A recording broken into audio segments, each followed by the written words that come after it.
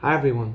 Just a few minutes ago, the first round of the semi-finals of the FIDE World Cup just ended, and if you don't know how huge this tournament is, out of the 4 players which are remaining, 3 of them will be a candidate, will play in the candidates where the winner of them, they will clash it out, and the winner of them would get the chance to play against a world champion for the title of the world championship. So let that just sink in for a second, and let's get into it. So let's go for the first matchup. It's Nordirbek Yakkuboev versus Yakkuboev-Sindarov, the number 2 and 3 in Uzbekistan. So the funny thing is that one Uzbek will by force play in the candidates, but only one of them, because Nordirbek is probably not going to win it through the FIDE circuit, and also Hikaru is probably getting it through the rating. So let's just get into it. Yakkuboev plays d4, and now we have a semi-Slav.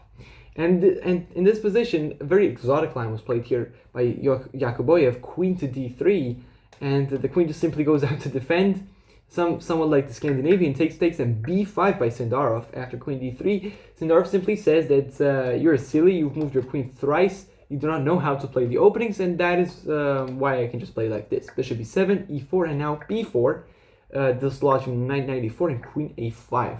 This is some very spicy stuff. And now, in many lines, we're just threatening to play b3, with some dangerous attacks. And simply put, we're just threatening the knight. So b3, defense. And now c5. That is our counterplay. So Sindarov already knew that the 2 pawns will go in the center. But, the modern-day engines have found such very crazy lines where you can try to strike back with moves like b5, b4, and c5. So queen a4 check here and take stakes. They trade queens. They trade bishops. They trade knights, and this is the position we get, so it doesn't seem like White is really trying to go for an advantage. But that is just a myth. You have got this pawn over here, right, which is gaining space. On the other hand, this pawn is also gaining space, but it's more a liability because it leaves squares behind it which are more accessible. So bishop d2, long castles, and now rook c1. We don't know long castle back. So now we see all of this. The rook goes to d5, and now we play the move bishop to e3. We give up our bishop and double our pawns in the process, but we are first onto the c file. King goes to b7, now short castles, h6, and simply the reason is to stop the idea of knight g5, ideas of knight g5 winning the pawn on f7, and now rook c4, and we just double up, and you're in a less comfortable position, even though you have good pressure over here. So now the rook goes to the c8 square, and now you just cannot ever take on here because your rook is hanging on the c8 square. So now king f2, rook drops back, which is a bit awkward. Now the king moves forward, and Sindarov took a bit of time and then just moved the rook back. So it's some sort of a draw offer. But of course, you do not want to draw because this position seems very, very good for you. Yeah, here Yakkuboev was very confident, played h4 and played h5.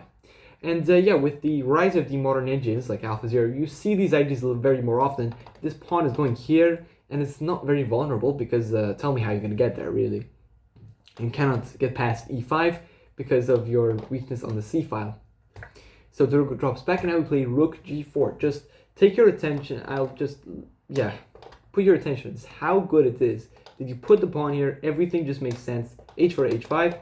And we put the pressure on the pawn, which cannot go forward because it will be hanging. So now f6, takes stakes, and rook c4. The 2 rooks are just patrolling this, the 4th rank like this.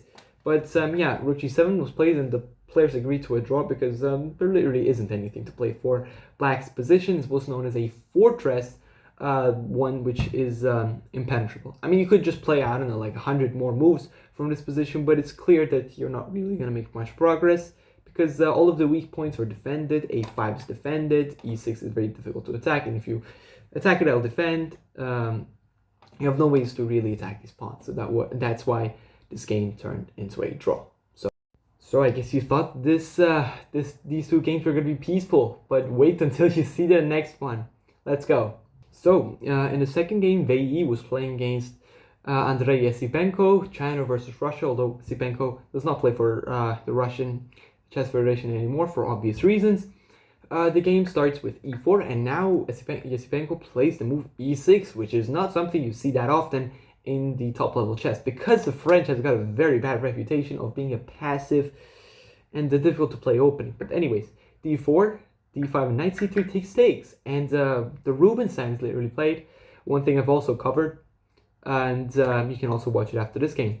Knight d7, knight f3, and we just prepare knight f6 with being able to take back with our own. Knight takes, bishop d3, c5, striking back immediately, bishop d3, queen c7, all of them are natural moves.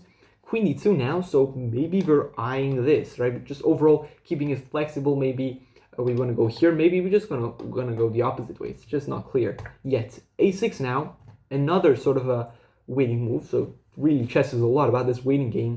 Maybe you're gonna play b5, maybe you're just gonna use a6 as an improving move to stop bishop b5 checks in the game. So h4 now, so you definitely are not gonna castle short with this. And now knight d5, trying to get the bishop, long castle. Yeah, it was all, of course, clear. But yeah, Esipenko plays very solidly and takes and plays f6 and castles long. So now this position is going to be, I mean, it's very rare to see a position where both sides have castled long, but normally these games are again going to turn very maneuvering games, right? Just like when both sides are castling short. But with, of course, a more unfamiliar taste to it. g5 now by Wei Yi. Tries to gain space over there, king b8, the rook goes to the f file. The target is definitely clear. But now the bishop drops back. This bishop is very passive, and if you do not know much about chess literature, it's known as the French bishop. The French that sucks, the black sheep of the family. Yeah, enough with the shit talk, let's continue with the game. Pawn takes, and now to move c3. We create some sort of a London structure, even though it's a French defense. The rook goes to the g8 square, very nice, patrolling these squares. Maybe goes to g3, maybe goes to g4, maybe just stays there and maybe even doubles up. I don't know, like something like this, and goes to g2. So you're very, very flexible. The knight goes back to d2, perhaps just rerouting, maybe preparing e4, maybe going knight c4. You know, the ideas are still not that clear. f5 by Esipenko, stopping e4 or knight e4. Very committal, however. The knight goes to the b3 square, and now rook g4. So your pawn, this pawn which you pushed on the h4 square, and then you play g5, g4, g5, it's gonna come back to haunt you. Wait for me for a second. Pawn goes to h5. Now go rook h4, right? You just cannot run away. It's like the criminal is trying to run away from the cop, but no, you really cannot run away. The pawn moves one square at a time. The rook can just, you know, it's like the criminal is running, but the cop has got the car, so you're definitely gonna lose against that. The knight takes on c5 and simply just damages the pawn structure. This pawn is miserable. This pawn is going to be miserable. The rook goes to f4. Desperate attempts for equality. If you take, I mean, black just really gets white really gets a good position with pressure on this pawn, with a glaring hole on this square, and you're very fine, I gotta say. The position is around equal, but of course, Esipenko was looking to play for a win. Played rook h3, nice move, trying to, you know, play against this weakness, and now rook d4. This was a move, of course, and a rook g8. We do not trade, because if you trade, I mean, not that move, of course, but if you trade, I will just simply take with my e-pawn, remove my weakness off the board. This pressure is still there, and your pawns are not really going to be easily moving. An idea which was actually proposed by Judith Polgar was an interesting one, actually, to move rook to d5 in the live broadcast. The idea is to perhaps try to go over here, and if you try to take take like this, then this pawn is never going to get it out of e3. And yeah, anyways, after rook d4, the rook goes to the g8 square, and now we have the move pawn to e4. A very nice move from Wei Yi. Like, you would probably guess that this pawn, look, this pawn is simply going to go. The pawn has lost all protection. You just send the pawn to the battle where there was no war or anything, and you say, yeah, you know, you just figure out that yourself. I'm not going to do any help to you.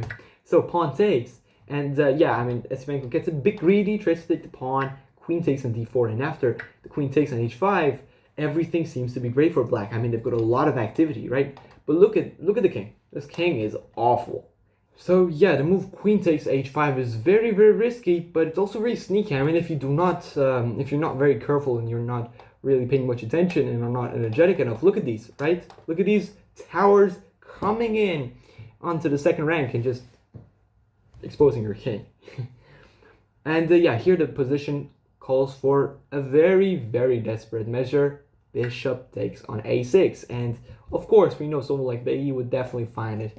And the reason is that we just pry open the king, And if you want to take it, you simply lose because I play rook b4 check. The king has to go to a7 or c7. I'll cover that just a few seconds later. And here you'd want to deliver checkmate, but this damn bishop, this French bishop, is denying us. What do?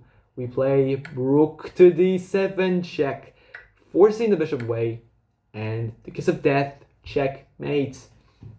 Now, there's also another way. If the king goes to c7, we have maybe an even more aesthetically pleasing checkmate. The queen goes to c4, you got to block, and I will just checkmate you, cutting you off with my heavy pieces, and also checkmating you with another one. Yeah, crazy. So after bishop takes a6, Esipenko plays e5, and now the rook goes to d8. This is the only move. Takes, because the reason is that the move bishop to f5 was threatened, and simply when you're a queen, you have to pin the bishop, and after takes, you can still take this bishop, but it's going to be a draw because I'll play queen d4 check. If you want to keep your bishop, you're going to play here, queen d6. This is just all repetition, and, evidently Esipenko wanted to win the game. Well, after rook takes d8, he plays move king a7, which is very, very sneaky.